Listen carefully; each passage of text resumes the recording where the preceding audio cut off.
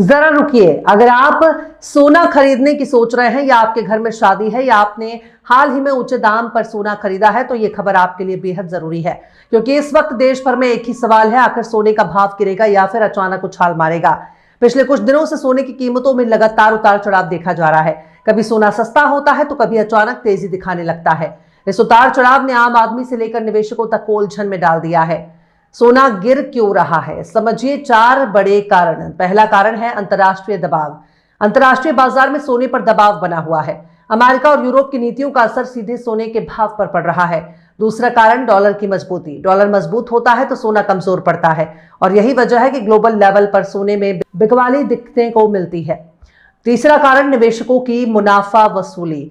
जिन लोगों ने ऊंचे दाम पर सोना खरीदा था वे अब मुनाफा निकाल रहे हैं, जिससे बाजार में दबाव बना है। चौथा कारण ब्याज दरों की चिंता। ब्याज दरें बढ़ने की आशंका के चलते लोग सोने से पैसा निकालकर दूसरे निवेश विकल्पों की ओर जा रहे हैं। लेकिन कहानी यहीं खत्म नहीं होती है। विशेषज्ञों का कहना है कि यह गिरावट स्थायी नहीं है। जैसे ही वैश्विक तनाव बढ़ेगा, शेयर बाजार में गिरावट आएगी या फिर आर्थिक अनिश्चितता बढ़ेगी, सोना एक बार फिर सेफ इन्वेस्टमेंट के रूप में उभर सकता है। और यही वजह है कि कई बड़े निवेशक चुपचाप सोना जमा भी कर रहे हैं।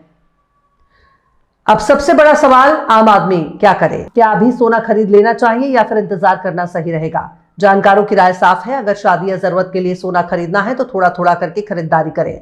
अगर निवेश के लिए खरीद रहे हैं तो जल्दबाजी ना करें, मार्केट के अगले ट्रेंड का इंतजार करें। एक और जरूरी चेतावनी, तेज गिरावट या तेजी के माहौल में नकली स्कीम, फर्जी ऑफर और सस्ते सोने के झांसे भी बढ़ जाते हैं। बिना बिल, बिना हॉलमार्क, बिना विश्वसनीय दुकान सोना खरीदना भारी नुकसान दे सकता है।